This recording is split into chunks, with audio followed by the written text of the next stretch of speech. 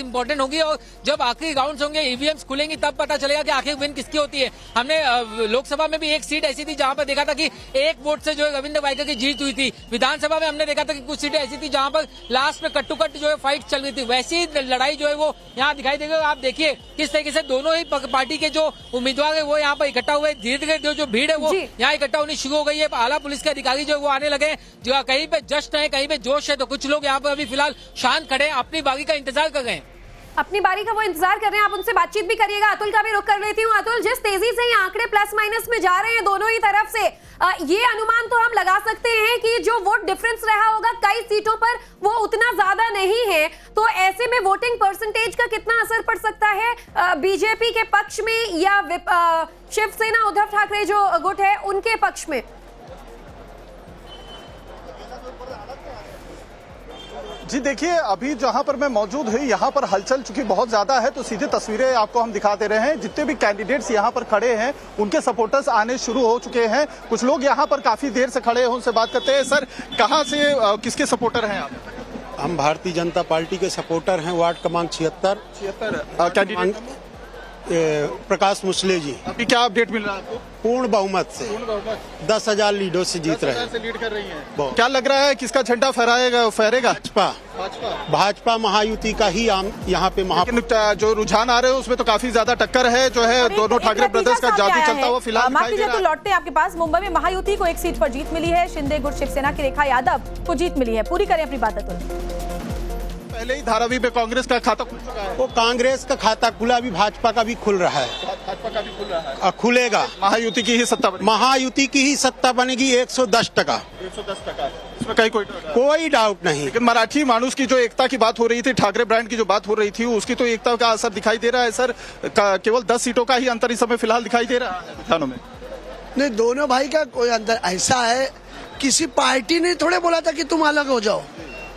तुमने अपने फैमिली, अपने लालच, अपने उसमें अलग हो गए। लेकिन वो बात की बात है, अभी तो 20 साल बाद साथ में आने की वजह से ठाकरे ब्रांड जिसका एक वर्चस्व है, बाला साहब ठाकरे की एक जो है यहाँ पर रेपुटेशन है, उसकी वजह से कहीं ना कहीं एकजुट होते हुए दिख रहे हैं, जिसका असर तो फिलहाल रुझानों में दिखाई दे रहा है। आप कॉम्प्रिहेंसिवली आगे नहीं है, इतना तो मानेंगे ना?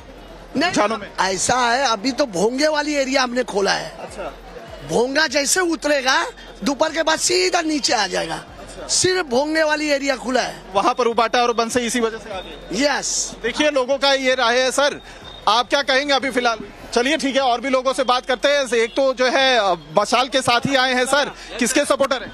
हम उद्धव साहब, बाला साहब ठाकरे और राज ठाकरे के हम लोग सपोर्टर है। तो क्या अभी तक आपको यहाँ से इस बीच जो अपडेट्स हैं वो पहुंचे? आपको बता दें 227 में से फिलहाल 178 के रुझान जो है वो सामने आ चुके हैं और इनमें से 88 पर बीजेपी और शिवसेना एकनाथ शिंदे गुट, तो 70 सीट पर शिवसेना यूबीटी ने बढ़त बनाई हुई है।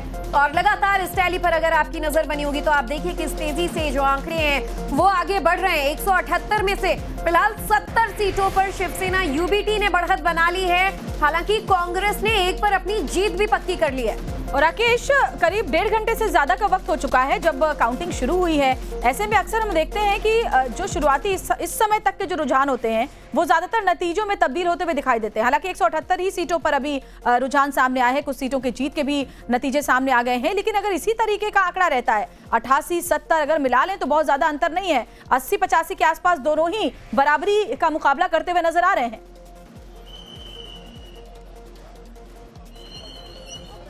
जी बिल्कुल, अभी बराबरी का मुकाबला है क्योंकि जो रुझान है वो अभी तक 170 सीटों तक का अभी आया है और तकरीबन 100 सीटें अभी भी बाकी हैं। और जैसे ही धीरे धीरे इसके भी रुझान आने शुरू हो जाएंगे तब एक जो तस्वीर है वो और ज्यादा साफ हो जाएगी कि आखिर जो मेजोरिटी है वो किस तरफ जाएगी। लेकिन फिलहाल जो है ये कांटे की टक्कर दिखाई दे गई दोनों ही अलायंस के बीच में। अभी 168 जो रुझान आए उसमें फिलहाल अगर अलायंस वाइज बात करें तो बीजेपी अलायंस जो है वो आगे है, यूबीटी अलायंस जो है वो हालांकि बहुत ज्यादा पीछे नहीं है। गैप जो मार्जिन है वो लगातार कम ज्यादा होते जा रहा है। यही वजह है कि कभी कोई पक्ष आगे दिखाई देगा तो कभी कोई पक्ष। मैं आपको तस्वीरें यहाँ पर गोरेगांव की दिखाना चाहूंगा जहां पर आप धीरे धीरे जो जैसे नतीजे यहाँ कन्वर्ट हो गए, यहाँ पे जो कार्यकर्ता है वो इकट्ठा हो गए। जस्ट में जो यहाँ पे कुछ पार्टी के लोग मना गए, यहाँ पर इस तरफ शिंदे सेना के जो समर्थक है वो हैं और यहाँ पर वे जस्ट मना गए। मैं आपको तस्वीरें दिखाने की कोशिश करूंगा, आइए उनके पास आपको लेके चलता हूँ। किस तरीके से जस्ट मना गए आप लोग? अरे हम लोग तो बहुत अच्छे से जश्न मना रहे हैं क्योंकि हमें बहुत सुनना पड़ा, लेकिन फिर भी जो काम किया है वो ही जीता है। जो गली गटर नाले में उतर के काम किया वही विनर है। ठाकरे बंधु साथ में आए, उसका कोई असर नहीं हुआ क्या?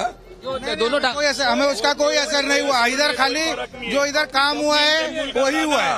और हिंदू इस मुस्लिम की बीच बातचीत एक और हुई बड़ी क्या? खबर आ रही है। मुंबई के दाहिसर में बीजेपी ने अपनी जीत दर्ज कर ली है। तेजस्वी घोसालकर बीजेपी के तरफ से वो पहला नाम जो फाइनल हो गए हैं। हालांकि महायुति से शिवसेना शिंदे ग्रुप से एक जीत मिल गई थी, अब बीजेपी की एक और जीत पक्की हो गई है तेजस्वी घोसालकर की।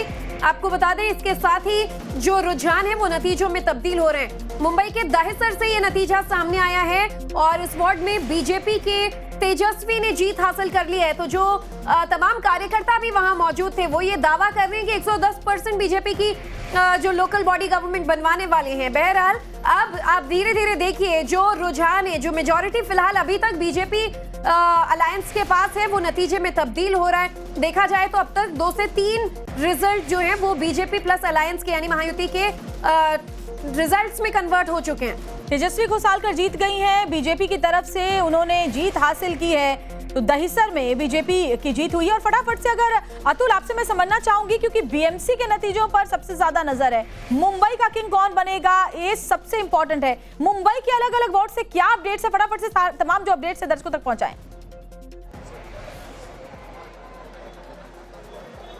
जी देखिए, जो आप अभी तेजस्वी घोसालकर की बात कर रही थी, वार्ड नंबर 1 से वार्ड क्रमांक 2 से वो जीती है।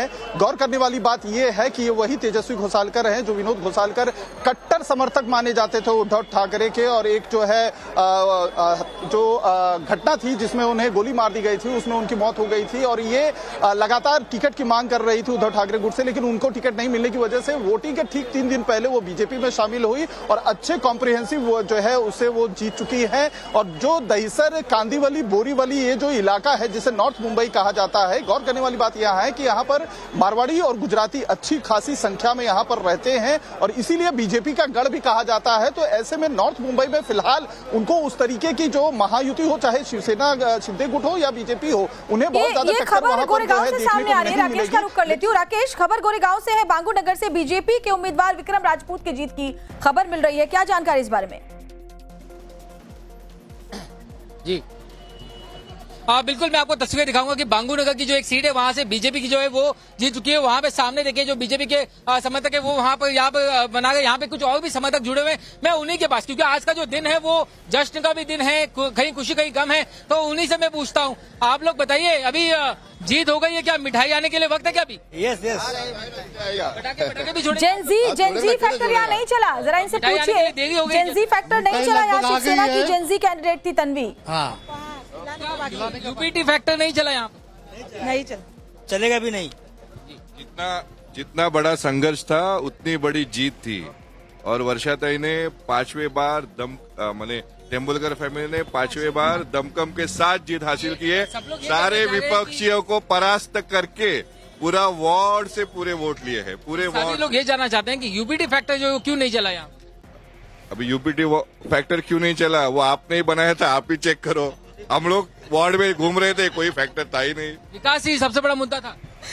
हाँ, विकास ही सबसे बड़ा मुद्दा था और अभी तक उन्होंने सब ग्राउंड लेवल पे काम किया, इसकी जीत है। आपने सुना कि कम से कम इस वार्ड में जो है ठाकरे बन्नू के एक साथ आने का जो 51 वार्ड वहां पे जादू नहीं चला। फिलहाल जश्न की तैयारियां जो अब शुरू हो गई हैं, लोग इकट्ठे शुरू होने लग गए हैं। यहाँ पर जो है जश्न मना रहे लोग, खासतौर से मिठाइयां भी आने वाली हैं, पटाखे भी आने वाले हैं। और इसी तरीके की तस्वीर जो है अब मुंबई के अलग अलग इलाकों में दिख रही है। एक और जो अपडेट आया है वो एक और है कि जहां पर बीजेपी को जीत मिली है, बाग 2 वहां पे बीजेपी को जीत मिली है खासतौर से। उसके अलावा बांगू नगर जो सीट है वहां बीजेपी को सीट मिली। अब धीरे धीरे जो नतीजे हैं वो कन्वर्ट होते जा गए, जो रुझान है वो कन्वर्ट होते जा गए। ऐसे में अगर कुल मिलाकर के देखा जाए तो लीड जो है वो बीजेपी अलायंस के पास अब तक मौजूद है। हालांकि बीजेपी अलायंस जो अभी भी बहुमत के आंकड़े से थोड़ी सी दूर है, कांटे की टक्कर दिखाई दे रही है। उसको ठीक पीछे पीछे जो है वो यूपीटी अलायंस भी साथ में चल रहा है, जिसमें 10 सीटों का ही मैच जो गैप है वो नजर आ रहा है। जैसे जैसे वक्त आगे बढ़ेगा, नतीजे रुझान और आएंगे, ऐसे में तस्वीर और ज्यादा रोमांचक मुंबई में दिखाई देगी। तस्वीर रोमांचक ऑलरेडी दिखाई दे रही है। राकेश, मैं चाहूंगी जो कार्यकर्ता हैं, वैसे तो हम इनमें कोई डिवीजन नहीं देख रहे हैं, लेकिन ये जो सियासतदान है उन्होंने चुनाव प्रचार के दौरान ऐसी कोई कमी छोड़ी नहीं। हिंदी मानुष, मराठी मानुष में बहुत सारा बंटवारा किया गया। क्या है इस फैक्टर का? चूंकि शिवसेना ब्रदर्स जो ठाकरे ब्रदर्स हैं उन्होंने तो ये तक कह दिया था कि ये मुंबई का आखिरी डिसाइडिंग फैक्टर होने वाला है, बीजेपी जीती तो महाराष्ट्र से मुंबई को ही अलग कर देंगे।